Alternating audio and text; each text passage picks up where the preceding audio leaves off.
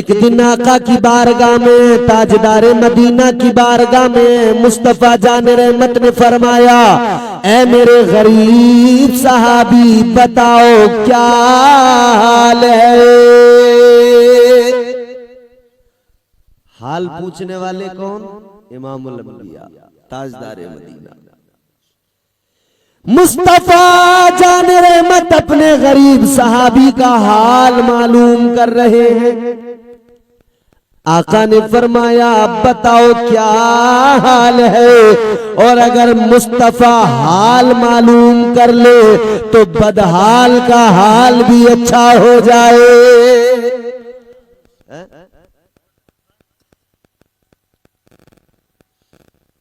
हमारे भी दिल में तमन्ना है, काश कोई दिन जिंदगी में ऐसा आए कि मुस्तफा गुलाम से कहे, मेरे गुलाम बता तेरा क्या हाल है।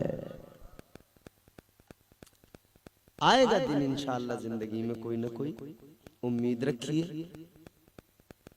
और अगर जिंदगी में ऐसा कोई दिन नहीं आया तो मरने के बाद जब कब्र में गुलाम जाएगा, आका गुलाम की कब्र में आएंगे। गुलाम आका की जियारत करेगा, इसके दिल को सुकून मिलेगा। अजीजाने गिरामी वकार, अब जरा गौर से सुनिए। आका ने फरमाया, मेरे गरीब साहबी बताओ क्या हाल है। वो कहते हैं, या रसूल अल्लाह हाल तो ठीक है, अल्लाह का शुक्र है, हर हाल में अल्लाह की रजा में राजी हूं, मगर हुजूर गरीब हूं। और ये दुनिया ऐसी है कि गरीबों को अपने साथ नहीं लगाती। लोग गरीबों पर नजर नहीं करते, तवज्जो नहीं करते। गरीबों से लोग बचते हैं, कतराते हैं। कोई रिश्तेदार गरीब हो ना, उसे भाव नहीं देता रिश्तेदार। और मालदार अगर कोई रिश्तेदार है तो उसके पीछे पीछे टहल रहा है। वो दूर का भी है तो उसे करीब की रिश्तेदारी समझा रही है कि मैं तो तुम्हारा बड़ा करीब का रिश्तेदार हूं। अगर गरीब भाई है सगा तो सगे भाई से रिश्ता कमजोर, और मालदार है कोई दूर का रिश्तेदार है तो वो बड़ा सगा लगता है। रिश्ते दौलत की बुनियाद पर आप हरगिज नहीं चला सकते, नुकसान उठाएंगे आप।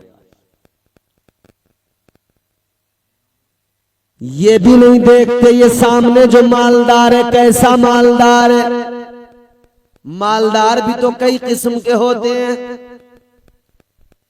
एक मालदार तो वो जो हलाल रोजी कमाते कमाते और फिर मालदार बने, वो अपने माल की ज़कात भी देते हैं। मगर बड़ी तादाद में वो वाले मालदार हैं जो फ्रॉडिंग कर रहे हैं, 2 नंबरी के काम कर रहे हैं, फिर उन पे पैसा आ रहा है, माले हराम हराम इकट्ठा कर लिया, माले हराम जमा कर लिया। फिक्र ही नहीं है कि मरना है, परवाह ही नहीं है कि कब्र में जाना है। ओ मेरे भाई, एक दिन मौत आ जाएगी, कब्र में जाना है। कर ले जो करना है, आखिर मौत है। एक दिन मरना है, आखिर मौत है। हुए नामवर बेनिशान कैसे कैसे, जमी खा गई नौजवान कैसे कैसे।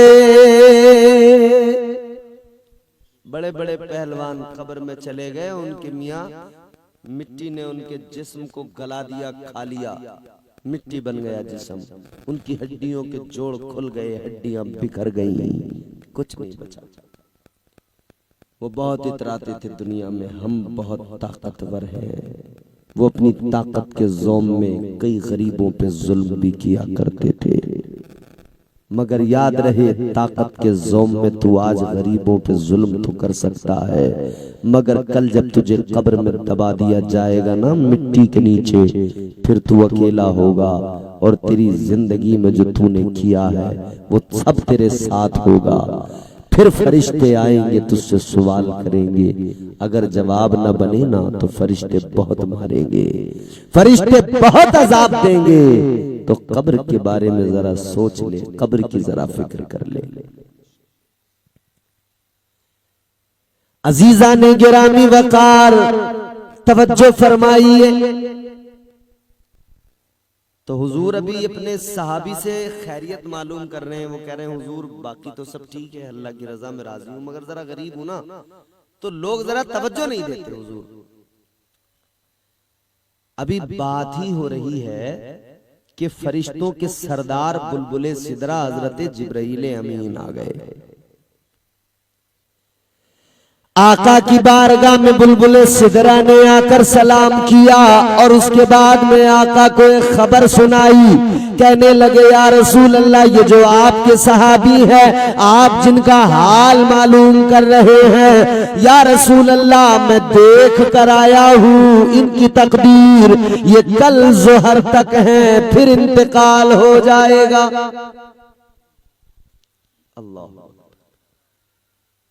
पहले तो वो गरीब, फिर मामला ये कि हुजूर खैरियत मालूम कर रहे हैं तो खबर मिली कि ये तो कल जोहर तक के मेहमान हैं, फिर इनका इंतकाल हो जाएगा।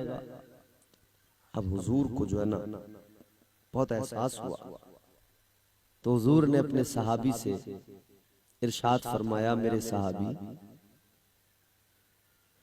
ये बताओ क्या कोई तुम्हारी ऐसी हसरत है कि वो कभी जिंदगी में पूरी नहीं हुई, तुम चाहते हो मगर ना हो सकी? कोई ऐसी ख्वाहिश, ऐसी हसरत कि वो पूरी ना हो सकी हो जिंदगी में? कहते हैं या रसूलल्लाह क्या बताऊं, गरीब हूं। या रसूल अल्लाह गरीब हूं, सारी जिंदगी में मैंने कभी मीठा नहीं खाया, मिठाई कोई भी किसी भी किस्म की। या रसूल अल्लाह अपनी जिंदगी में मैंने मीठा नहीं खाया, ये हसरत ही रह गई। और कहते हुजूर दूसरी हसरत ये चाहता तो ये था कि मेरी भी शादी होती, निकाह होता, कोई नेक लड़की मेरी जिंदगी में आती, मेरी शरीके हयात बन जाती। या रसूल अल्लाह चाहता तो ये था मेरी शादी हो जाती, जब सारी दुनिया सारे लोग सो रहे होते, जब लोग सोते, हम दोनों मियां बीवी उस वक्त मिल के रोते और अपने अल्लाह की इबादत करते। हुजूर ये मेरी हसरत, मगर क्या करूं गरीब हूं, कौन मुझे अपनी बेटी दे, कौन मेरी फिक्र करे? मगर जिसकी कोई फिक्र नहीं करता, कोई जिसकी परवाह नहीं करता, उसे मुस्तफा अपने सीने से लगाते हैं। जिसका कोई नहीं उसके हुजूर है। प्यास में शर्म बुझाएंगे मदीने वाले। अगर सच्ची बात हो तो बोलिएगा सुभान अल्लाह। प्यास में शर्म बुझाएंगे मदीने वाले, जाम कौसर का पिलाएंगे मदीने वाले, जाम कौसर का पिलाएंगे मदीने वाले। और जिस शेर को सुनाना है वो सुनिए। जिसका दुनिया में कोई मौन सो गम खार न हो, जिसका दुनिया में कोई मौन सो गम खार न हो, उसको सीने से लगाएंगे मदीने वाले, उसको सीने से लगाएंगे मदीने वाले। प्यास महशर में बुझाएंगे मदीने वाले। तो हुजूर तो अपने गुलामों को, जिसका कोई नहीं उसके हुजूर है, जिसका कोई नहीं उसके आका है। मेरे हुजूर ने फरमाया, मेरे गरीब सहाबी, क्या हसरत का हुजूर, बस ये हसरत कि मीठा कभी नहीं खाया। कोई दिन जिंदगी में आता कि मैं मीठा खा लेता, मुझे भी पता लग जाता कि मीठा होता कैसा, उसका जायका क्या है। और हुजूर शादी करना तो चाहता हूं, मगर कौन मुझे अपनी बेटी दे, गरीब हूं ना मैं, घर नहीं है ना मेरे पास। तो अब हुजूर ने जब ये बात सुनी ना, मेरे हुजूर बड़े गमगीन हुए। हुजूर ने हजरत बिलाल को फरमाया, बिलाल जाओ उस्मान को बुला के लाओ। ताजदारे मदीना इमामुल अंबिया ने फरमाया, बिलाल जाओ उस्मान गनी को बुला कर लाओ, उमर फारूक को बुला कर लाओ, अली को बुला कर लाओ, अबू बकर को बुला कर लाओ, सहाबा को जमा करो। ताजदारे मदीना के सहाबा आ गए। मेरे आका ने हजरत उस्मान से फरमाया, उस्मान जाओ मेरे इस गुलाम के लिए मीठा तैयार करके लाओ, ऐसा हलवा बना के लाना कि पहले ऐसा हलवा किसी ने नहीं खाया हो, ऐसी उम्दा किस्म की मिठाई लाओ, ऐसा मीठा तैयार करके लाओ। अल्लाह अल्लाह, इधर मेरे आका ने अब शादी का भी इंतजाम किया। आका ने फरमाया, मेरे सहाबी कोई रिश्ता नजर में है तो बताओ। कहने लगा, या रसूल अल्लाह, रिश्ता तो है नजर में, मेरे सगे चचा की बेटी है, शरीफ है, नेक है, मगर वो करेगा नहीं, मैं गरीब हूँ। आका ने फरमाया, ठीक है। हुजूर ने बुलाया इनके चचा को, और बुलाने के बाद में फरमाया कि सुनो, मैं आज ही अभी आपकी बेटी का निकाह अपने इस सहाबी से करना चाहता हूँ, जाओ जल्दी जाओ, बेटी को तैयार करो, दुल्हन बनाओ, आज ही शादी होगी।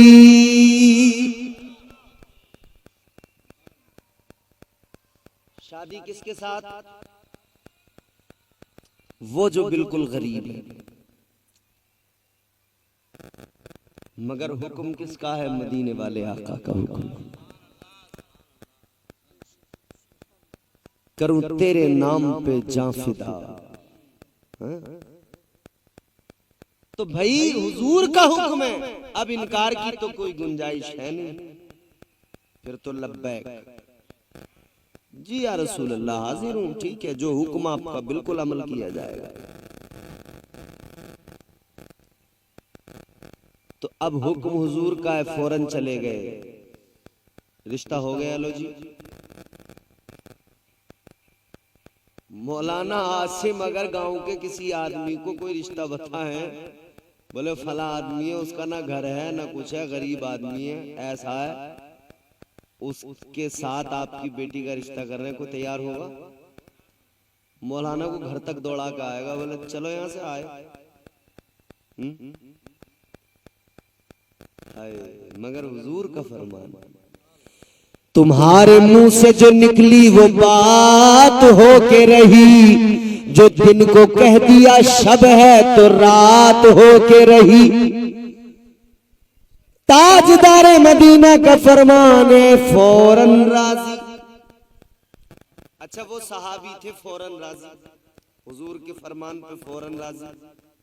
ईमानदारी से बताओ, ये हुक्म किसका है कि तुम दीनदारी देख के रिश्ते किया करो? मदीने वाले आका का हुक्म है ना। तो हम मानते हैं इसे, इस पे अमल करते हैं। हम तो मोटी से मोटी मुर्गी ढूंढते हैं जो सोने का अंडा देती हो। हुजूर फरमा रहे हैं दीनदारी देख के रिश्ता करो, हम नहीं देखते।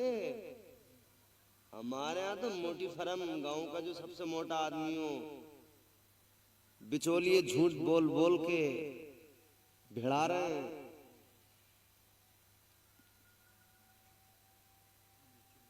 अब भले उसके अंदर सैकड़ों ऐब क्यों ना हो, मगर उसकी दौलत उसके ऐबों पे पर्दा डाल रही है।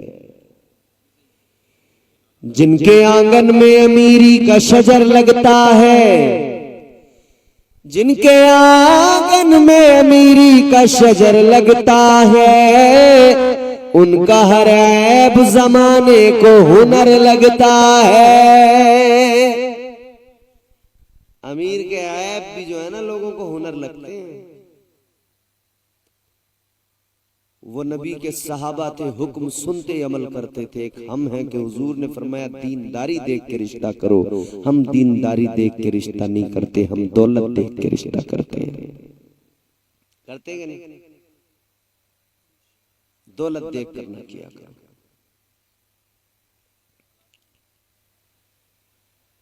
चले गए घर, जाकर बेटी को तैयार कर दिया। इधर निकाह की तैयारी हो गई, तैयारी हो गई। हुजूर ने निकाह पढ़ा दिया। सुनो सुनो, मेरी तरफ देखो, आखिरी बात है, बहुत तवज्जो सुनो। ताजदार मदीना ने निकाह पढ़ा दिया, निकाह हो गया, हलवा भी बन के आ गया। एक सहाबी का एक घर था, खाली था। मेरे आका ने फरमाया क्या तुम अपना घर देते हो? उसने कहा कुर्बान हुजूर आपके हुक्म पर। घर का भी इंतजाम हो गया। अब आका ने सहाबा को फरमाया लेकर जाओ, दोनों को उस घर में छोड़ कर आओ, इनकी बारात पहुंचा के आओ। आका ने घर भी दे दिया। एक ही वक्त में कितने करम, मीठा भी खाने को दस्तयाब हो गया। शादी की ख्वाहिश थी वो भी पूरी हो गई, और हुजूर के करम से घर भी मिल गया। जब आका नवाजते हैं तो इसी तरह से नवाजते हैं, इतना नवाजते हैं कि मांगने वाला माला माल हो जाता है।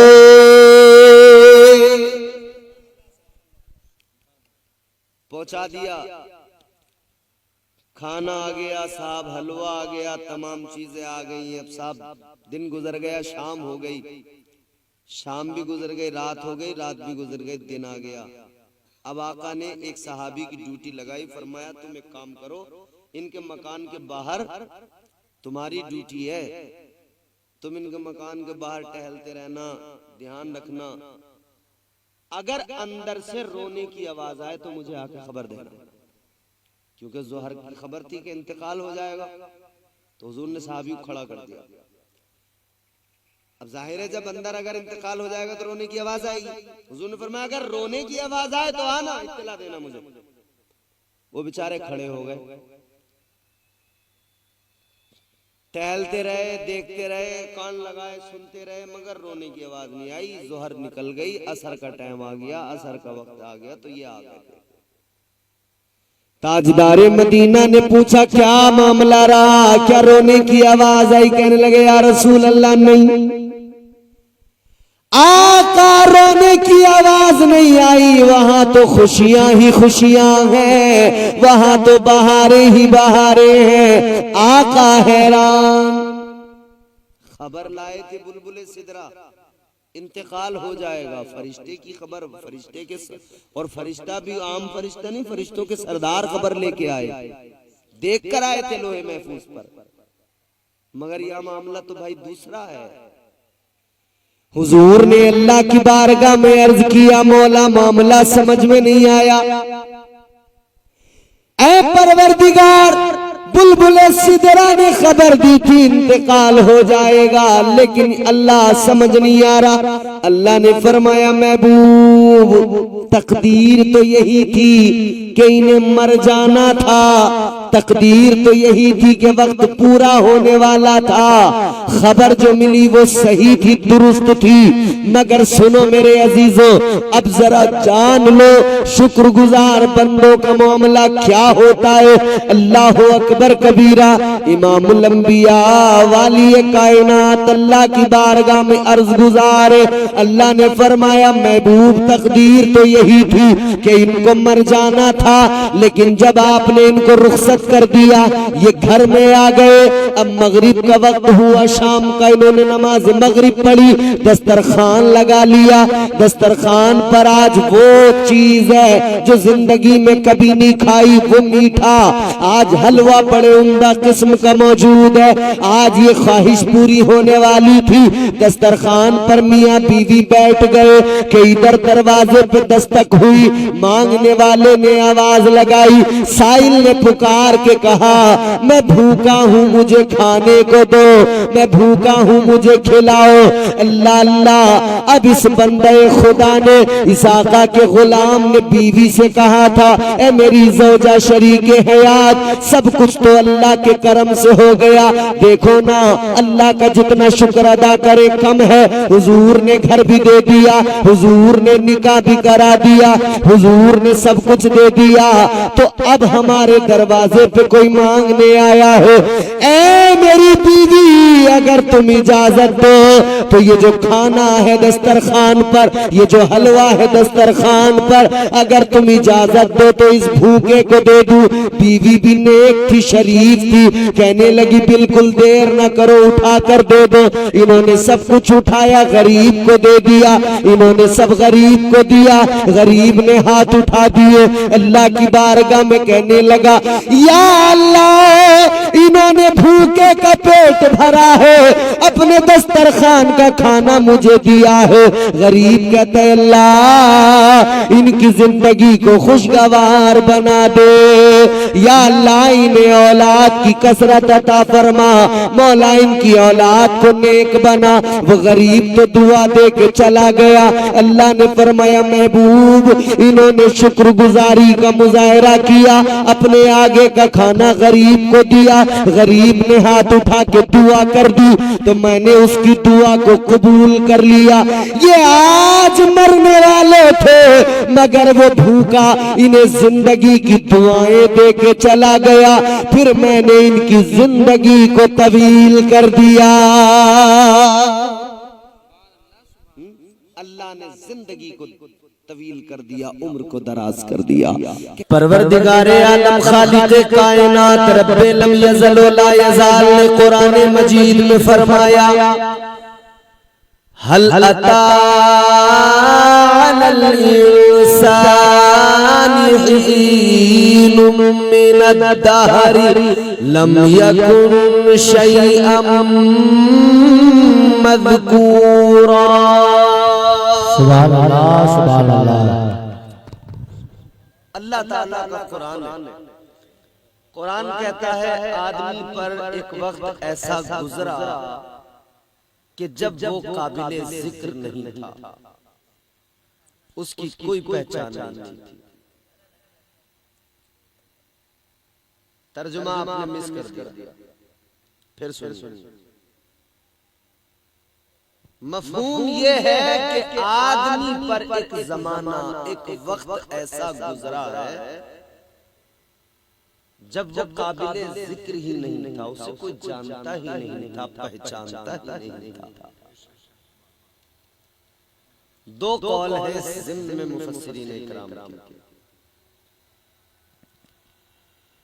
एक तो ये कि जब अल्लाह ताला ने हजरत आदम अलैहिस्सलाम का वजूद मसऊद तैयार किया,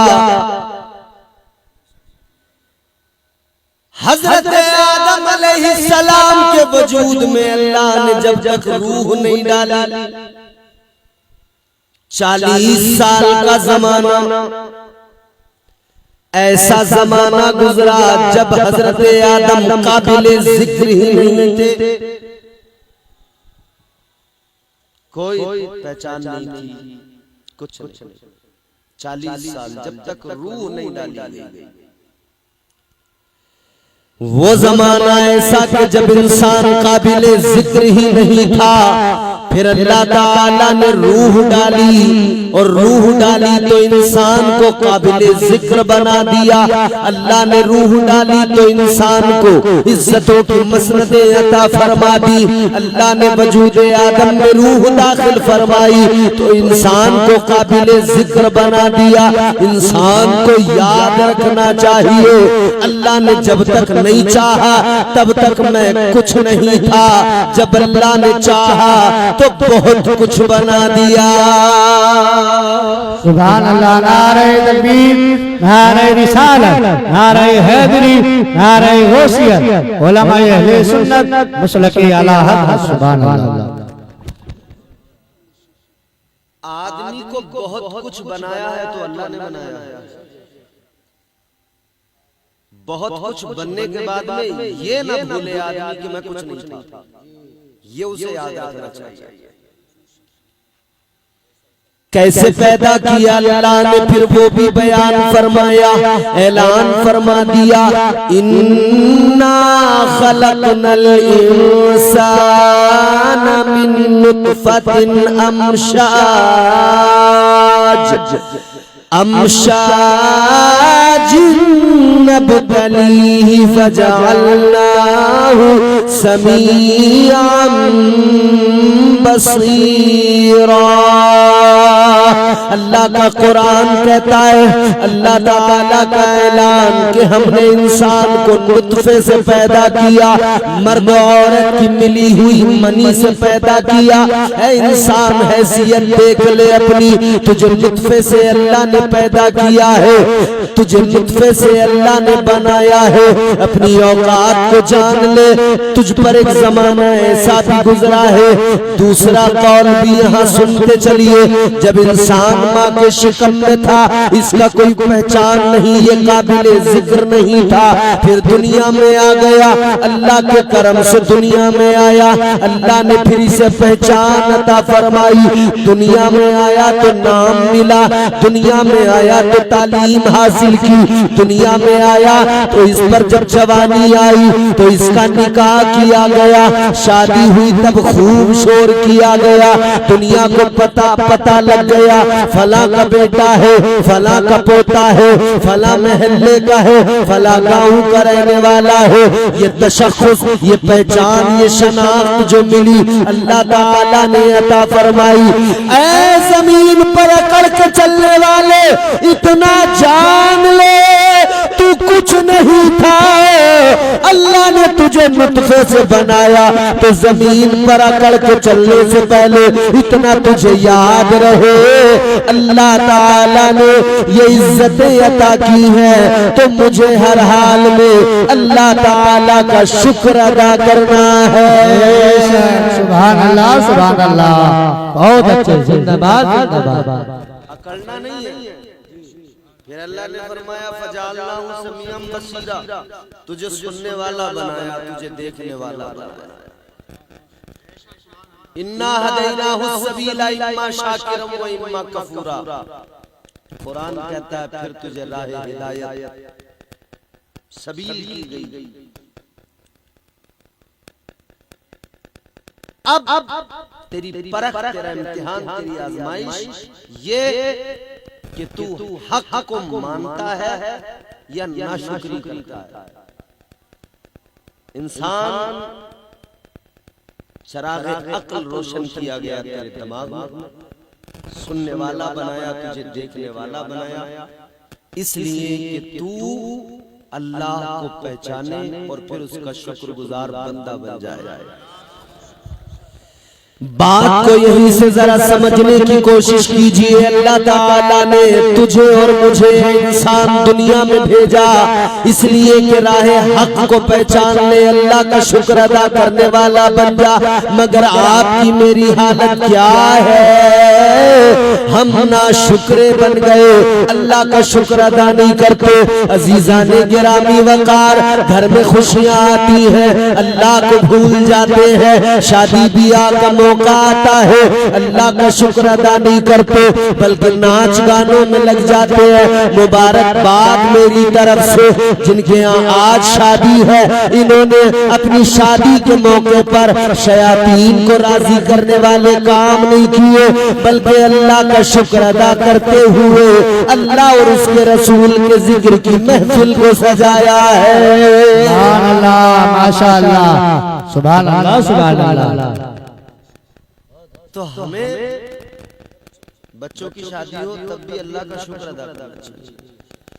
ताजदारे मदीना वालिए कायनात मुस्तफा जान रहमत के दीवानों याद रहे, अल्लाह ताला ने हमें दुनिया पर रस्मों पर अमल करने नहीं भेजा, हमें शरीयत पर अमल करने भेजा है। याद रहे, रस्म रिवाज को मानो या न मानो, हदीस जो आका की अहादीस में फरामीन है उनको मानने की जरूरत है। अल्लाह के पैगामात को सुनकर उन पर अमल करने की जरूरत है। हर हाल में अल्लाह का शुक्र अदा करने की जरूरत है। हर हाल में अल्लाह के शुक्रगुजार बंदे बन जाओ।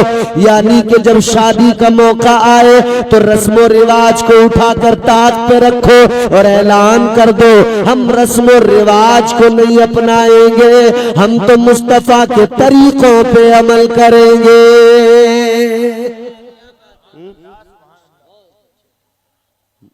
मगर भाई साहब, रस्म रिवाज का इतना दखल है, शादी से एक दो दिन पहले एक दिन ऐसा होता है घर में फूल भी पीले लगेंगे, कपड़ा भी मर्द औरत बच्चे सब पीले पीले पहनेंगे। क्या हो रहा है? बोले हल्दी। और हल्दी के नाम पे जो बेहयाई होती है, अल्लाह खैर फरमाए, लड़के को बिठा के और नेकर में बिठा के उसे घुटने में, और दो तीन औरतें लगी पड़ी होती हैं इधर से, ये मला मल हल्दी। ये क्या है? बेहयाई। इसे कहते हैं नाशुक्री। तुम्हें अल्लाह ने खुशी का मौका दिया, तुमने शरीयत को भुलाकर रस्मों पर अमल करते हुए ये कारनामा अंजाम दिया कि तुम बेहयाई को फरोग देने लगे। भाभियां आ रही हैं मजाक करती हुई, पीले कपड़ों में रगड़ लेंगी है देवर को, वो नेकर में बैठा उसकी टांगों पर हल्दियां रगड़ लेंगे। और शर्म आनी चाहिए। पहले तो यह हम नेकर वाले इस मामले से बड़ा परेशान है, और अब तो मियां ऐसे हाल हो गए, आदमी घर में भी नेकरों में टहल रहे हैं। और गर्मी आ गई, अब ट्रेनों में देखो तो नेकरों में टहल रहे हैं, और फ्लाइट में देखो तो नेकरों में टहल। आदमी तो टहल ही रहे हैं, औरतें टहल रही। अल्लाह खैर फरमाए। क्या जमाना आ गया, संजीदगी खतरे में है, खुदनुमाई का चलन है, सादगी खतरे में है, सर छुपाती फिर रही है आबरू इस दौर में, या इलाही कर मदद पाकीज़गी खतरे में है। जब से कम ज़र्फ़ों की आमद मैं कदे में हो गई, रो रहे हैं जामो मीना मैं कशी खतरे में है। याद रहे, नाफ से लेकर घुटनों तक मर्द के लिए ये जो जिस्म का हिस्सा है ये सतरे औरत कहलाता है, इसका छुपाना फर्ज है। ये घुटना खुला ना रहे, इसका छुपाना फर्ज है। मर्द का मर्द के सामने भी, वो जो गर्मी में ना तहमत समेट के और बैठ जाते हैं चौपाल पे और चलिया बग्गी बाग, घुटने खुले पड़े हैं। मर्द का मर्द के सामने भी घुटना खुला रखना जायज नहीं। जब मर्द का मर्द के सामने ये घुटना खुला रखना जायज नहीं, तो औरत के सामने कैसे जायज हो गया? तो ये अच्छा भला अक्लमंद आदमी घर में जो नेकर पहने हुए टहल लिया है, इसे शर्म क्यों नहीं आती है?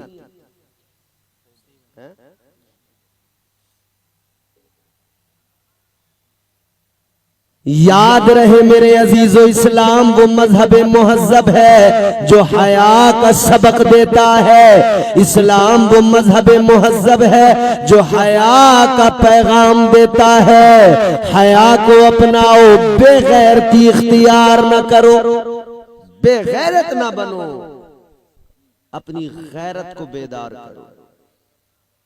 तो पहली चीज तो हर मर्द को ये जान लेना चाहिए कि नफ्स से लेकर घुटनों तक ये जिस्म का हिस्सा छुपा रहना चाहिए।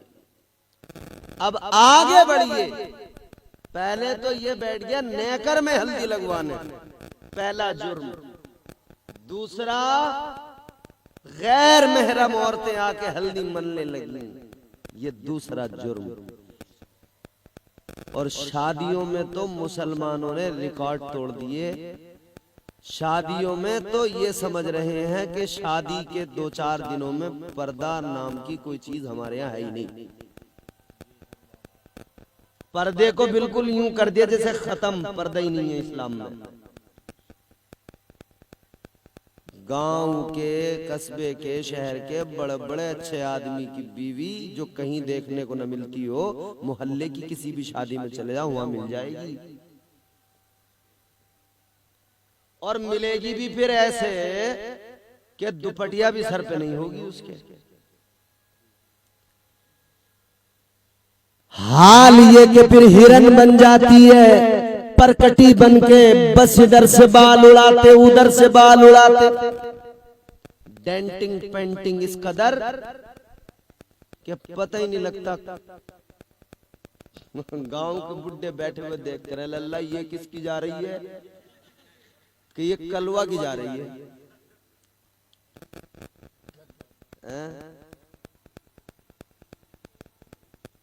उस दिन पता है आदमी खुद अपनी बीवी को देख के हैरान होता है, ये मेरी है। शादी अगर कहीं है फिर देखो पूरी पुताई हो जाती है मुंह पे। और वैसे घर में सनीचरी बनी हुई पड़ी है, बिल्कुल लीचड़ी, नहाने को तैयार नहीं, कपड़ों पे ये बड़े बड़े दाग लगे हुए हैं। आदमी घर में आया, बीवी के करीब गया, बीवी का हाल देखा, ओहो मूड खराब, पीछे चला गया।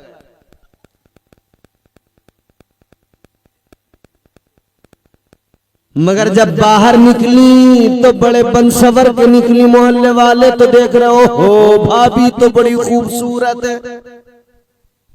और जिसके निकाह में है वो पनाह मांग रहा है इससे। याद रहे मेरे भाइयों, एक मसला साफ वाजे कर देता हूं, सुन लीजिए।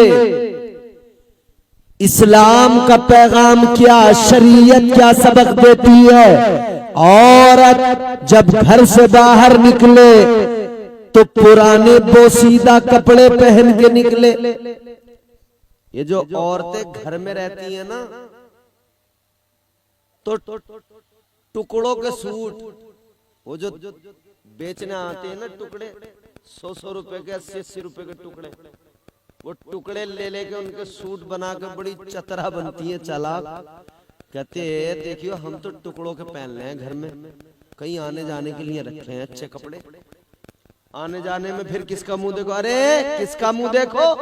इस्लाम कहता है तुझे आने जाने में अच्छा कपड़ा पहनना ही नहीं है। अच्छा कपड़ा तुझे घर में पहनना है अपने शोहर के सामने, ताकि तेरा शोहर देखे, अट्रैक्ट हो जाए, खुश हो, तेरी मोहब्बत उसके दिल में बढ़ती जाए। तू अपने शोहर के सामने उम्दा लिबास पहन, और जब घर से बाहर निकलना हो तो फिर तू पुराने बोसीदा कपड़े पहन के निकल। तेरे कपड़ों की चमक को देख कर कोई तेरा दीवाना न बन जाए। तेरे पैर में पाजेब हो तो उसमें घुंघरू की आवाज ना आती हो, कहीं तेरी घुंघरू की आवाज, पाजेब की आवाज को सुनकर कोई तेरा दीवाना न बन जाए। तू ऐसा लिबास पहन के निकल। मगर उल्टा कर दिया औरतों ने, घर से बाहर निकलती हैं तो खूबसूरत लिबास पहन के निकलती है, और घर में रहती हैं तो वो बोसीदा फटीचर लिबास पहनती है।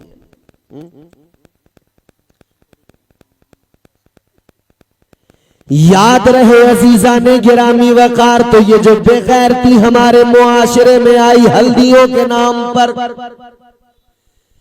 सारी औरतें पीले कपड़े पहनकर बेपर्दा हंसी मजाक कर रही हैं, दूल्हा के इर्द गिर्द टहल रही है, खेल तमाशे हो रहे हैं। पहले तो हल्दी मली गई, थोड़ी देर के बाद में डीजे बजा के ठुमके लगाए जा रहे हैं, फिर उसके बाद में डांस का कार्यक्रम चलने लगा। और इस्लाम की शहजादियों, ये शादियों में डीजे पे जो नाच रही हो, इतना जान लो अल्लाह ने तुम्हें नाच गाने के लिए दुनिया में नहीं भेजा, अल्लाह ने नाच गाने के लिए पैदा नहीं किया। याद रहे, तुम नाचने वाली ना बनो, बल्कि तुम कनीज़े फातिमा बन जाओ। सैयदा फातिमा ज़हरा की सीरत को अपनाओ, उनकी सीरत को अपनाओ। ये नाच गाने, खेल तमाशे, बदतमीजियां, बेहयाइयां, तो ये क्या है? सब नाशुक्री। नाशुक्री। फिर साहब आगे बढ़े, मंडे का दिन आ गया, फिर साहब उसमें अलग तमाशे चल रहे हैं। डीजे जब बजाना तो लड़के छेटे फाड़ फाड़ के नाच रहे हैं। ऐसे हंगामे, ऐसे हंगामे, मतलब बरसात का गाना आ गया तो पानी लौट रहे हैं अपने ऊपर बाल्टियों से। बहुत सारी रात नाचते नाचते गुजार दी, और नाचते हुए गाने बज रहे हैं और कह रहे हैं बावला हूं मैं, बावला, बावला हूं मैं, बावला।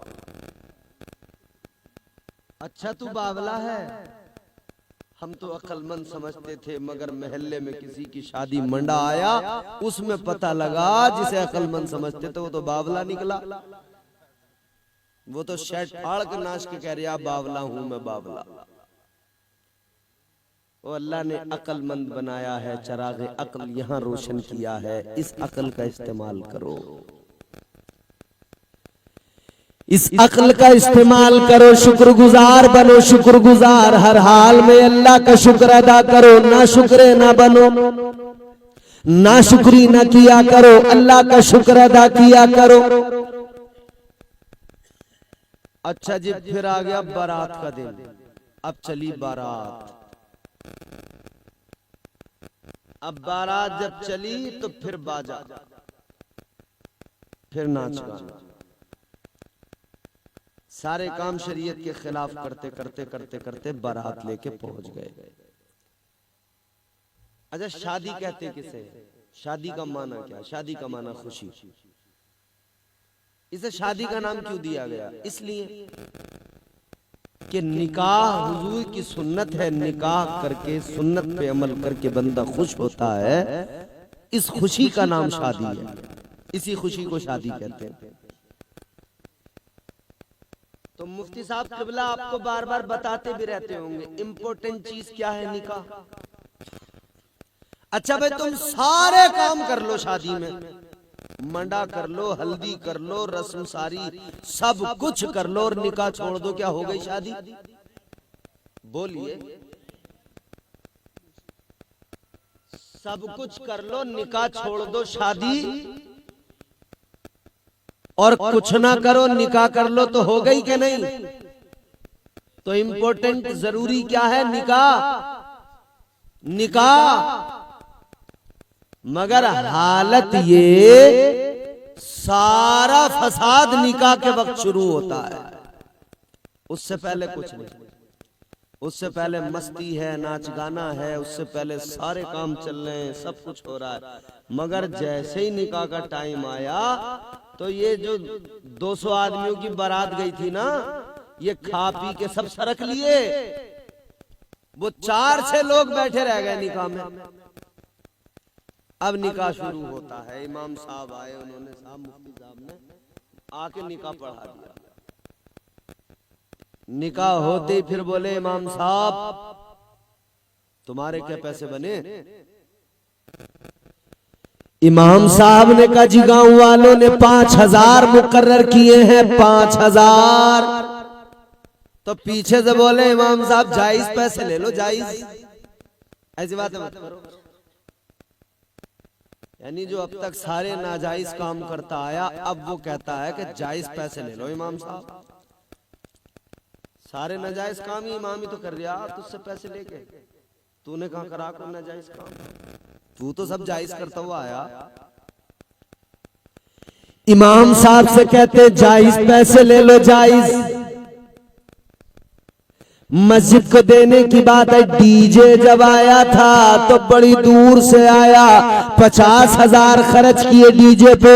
और जब पूछा कि भाई मस्जिद को क्या दे रहे हो, तो बड़े कराते हुए 500 का नोट निकाल के बोले, लो 500 रुपए मस्जिद को दे दो हमारी तरफ से। 50,000 डीजे में तेरा दिल नहीं दुखा, मस्जिद के लिए कराते हुए 500 निकाल रहा है। ये साहब 1000 रुपए दे दो हमारी तरफ से। फिर दूसरी आवाज, मदरसे को भी दे दो भाई कुछ। बोले अच्छा जी मदरसा भी है, लो तो 500 रुपए मदरसे को भी ले लो। मस्जिद मदरसे को देने की बारी आई तो अब दिल कटने लगा, अब वो भारी लगने लगे पैसे, अब वो गिरा गुजरने लगा, अब बोझ लगने लगा। नाचने वालों पर जो वो हाथ में करारे नोटों की गड्डियां थी और वो जब यूं उड़ा रहा था, तब तेरा दिल नहीं कटा कि मैं इतना उड़ा रहा हूं उतना।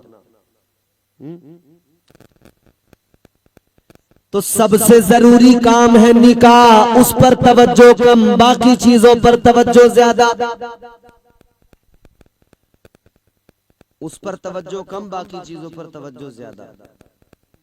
यानी नाशुक्री वाले सारे काम कर रहे हैं, जब शुक्र अदा करने का वक्त आता है तभी कमजोर पड़ जाते हैं। अब निकाह हुआ था तब अल्लाह का शुक्र अदा करना था, वो भी करता जिसका निकाह हुआ। या अल्लाह तेरा शुक्र है, तूने मुझे हुजूर की सुन्नत पर अमल करने का मौका दिया। इसका बाप भी शुक्र अदा करता, या अल्लाह तेरा शुक्र है, आज मेरे बेटे के सर पे सेहरा बंधा, आज इसका निकाह हो गया।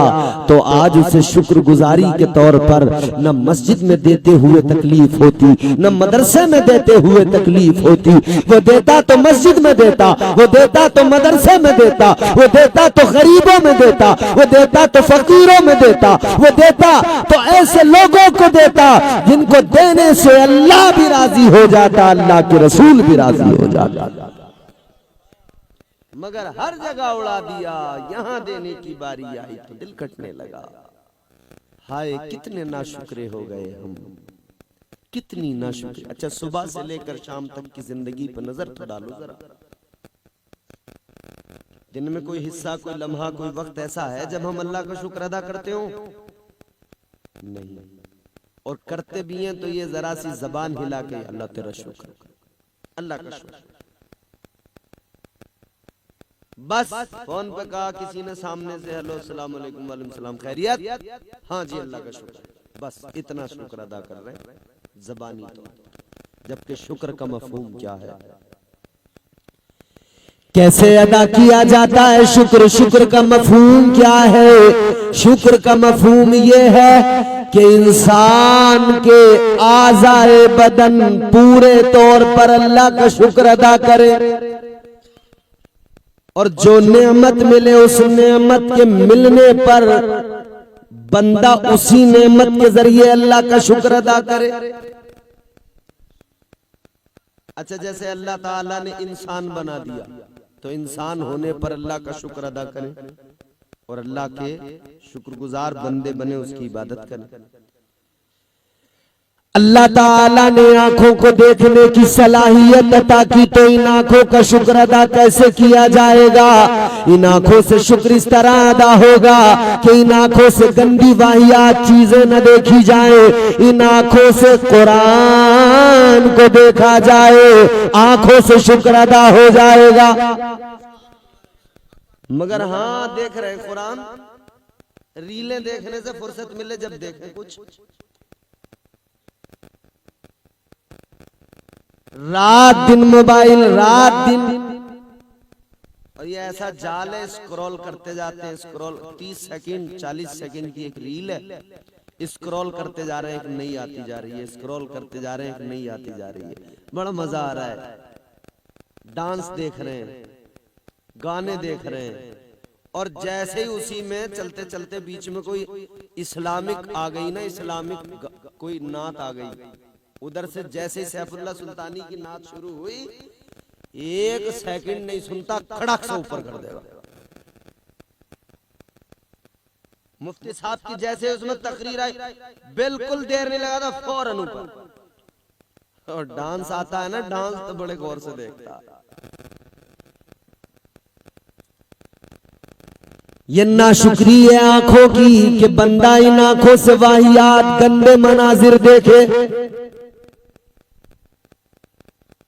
इन आंखों से मोबाइल में ये रील्स, ये नाच गाने, ये फिल्में, ये मूवी, ये ड्रामे जो बार बार हर दिन देखे जा रहे हैं, हर दिन नाशुक्री है, हर दिन नाशुक्री है।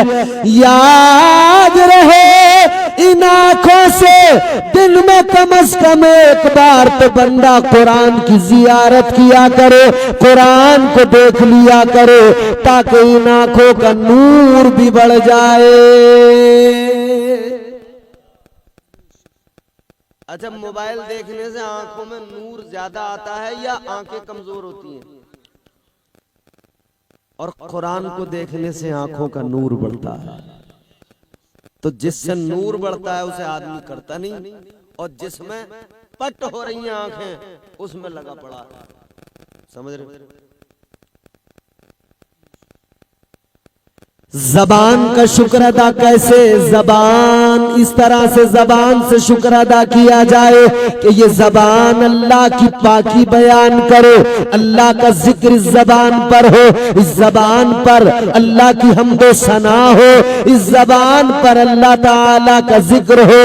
ये अल्लाह ताला का जिक्र करने से इस जबान से अल्लाह का शुक्र अदा किया जाएगा, ये शुक्र की सूरत है। मगर बंदा इस जबान से अल्लाह का जिक्र तो नहीं कर रहा, रात दिन गंदी बातें कर रहा है, रात दिन गालियां दे रहा है। बात बात पे गाली है। चार दोस्त एक जगह मिलके बैठे चाय पी रहे हैं, एक दूसरे को गाली दे रहे हैं, बात बात पे गाली है। गालियां इस कदर आम हो गई, इस कदर के पहले जो थे ना, बड़ों से डरते थे लोग, जवान तबका, बच्चे जवान अपने बड़ों से बुजुर्गों से डरते थे, और किसी बुजुर्ग को देख ले तो बड़े कायदे में रहते थे। अब तो 10 बुजुर्ग खड़े हों, इनकी गालियां नहीं रुकती, बराबर गालियां देते हैं। अरे मियां, बाहर की छोड़िए, घर में गालियां दे रहे हैं। घर का माहौल जानते हो कैसे खराब होता है? एक बाप जब अपनी जवान बेटियां उसके घर में और फिर वो घर में दे दनादन गालियां देता हो, उसे परवाह नहीं होती है, फिक्र ही नहीं होती है मैं कर क्या रहा हूं, सोच ही नहीं रहा होता वो मैं कर क्या रहा हूं। शर्म नहीं आती? घर में तेरे खवातीन है और तू घर में गालियां दे रहा है, कहां मर गई तेरी गैरत? बच्चों को गालियां दे रहे, तेरी माँ का यूं कर दूं, तेरी यूं कर दूं, तुझे शर्म नहीं आती? अपनी औलाद को, अपने बच्चों को गालियां दे रहा। तेरे बच्चे जब देखेंगे तुझे गालियां देते हुए, क्या सीखेंगे? वो गालियां सीखेंगे ना। ओ अल्लाह के बंदे जान ले, जो बच्चे किया करते हैं, जो माँ बाप करते हैं, वही बच्चे सीख जाते हैं। याद रहे, अगर तू घर के अंदर गालियां देगा तो तेरा बच्चा भी गालियां सीख जाएगा, और अगर तू घर में कुरान की तिलावत करेगा तो तेरे बच्चे के दिल में भी कुरान की मोहब्बत पैदा हो जाएगी। तो भाई तरबियत करो ना बच्चों की बेहतर तरीके से, सलीके के साथ। ऐसी तरबियत करो कि ये बच्चे गालियां देने वाले न बने। अजी हाँ, तरबियत कर रहे हैं, छोटे बच्चों से गालियां खुद बकवा रहे हैं। प्यार प्यार में पहले बचपन में ना गोद में बाप लेके सुबह सुबह न मुंह धुला है अपना, न कुछ, बीड़ी पी रहे हैं बाहर खड़े होके, और 2-4 और खड़े हैं, किसी ने बच्चे को छेड़ दिया तो बाप कह रहा है बेटे से गाली दे दे, लल्ला गाली दे दे। गाली पोता दादा को गाली दे रहा है तो दादा हंस रहा वो शैतान गाली देता है, मैं तुझे बहुत शैतान गाली देता है। अरे गालियां तूने सिखाई है बुढ़े, ये कहां से? मां के पेट से गालियां सीख के आया? अरे तुमने सिखाई है गालियां।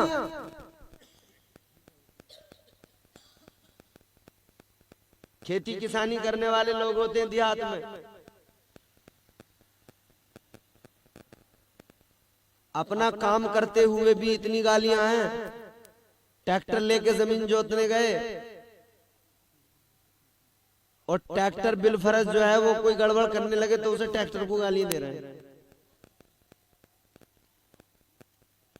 आलू का रेट कम हो गया तो आलू को गालियां दे रहा। अच्छा बताओ, आलू को गाली देने से उसका रेट बढ़ जाएगा? इधर को देखो भाई साहब, बढ़ जाएगा रेट आलू गाली देने से? अगर बढ़ता हो आलू को गाली देने से आलू का रेट तो दो, हम भी देखें कितना बढ़ाओगे। तो कोई नतीजा निकला? हवा चली तेज, गेहूं गिर गए। तो हवा को गालियां दे रहा, कभी गेहूं को गालियां दे रहा। यार अजीब तमाशा है, अकल कहां चली गई भाई? या तो तेरी गाली देने से कुछ सुधार आता हो किसी चीज में। सर्दी में मोटरसाइकिलों के इंजन जो है वो ठंडे पड़ जाते हैं, ऑयल जम जाता। एक किक मारी स्टार्ट नहीं हुई, पहले सेल्फ से कोशिश करी, वो हुआ नहीं काम, और करके रह गई कहानी। फिर किक मारी, एक दो किक मारी, जब नहीं हुई स्टार्ट तो मोटरसाइकिल को गाली। अबे कितनी गालियां हैं, कितनी गालियां, रात दिन गाली गाली गाली गाली।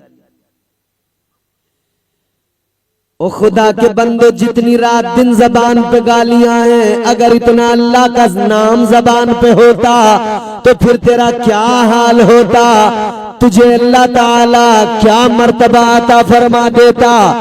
जिस कदर तेरी जबान पर रात दिन गालियां हैं, अगर तू इस कदर अल्लाह का जिक्र करता, शुक्र करता, तो फिर ये हाल होता। तू इधर अल्लाह की बारगाह में कोई इल्तिजा करता, उधर तेरी दुआ पूरी न होती, अल्लाह तेरी दुआ को कबूल फरमा लेता।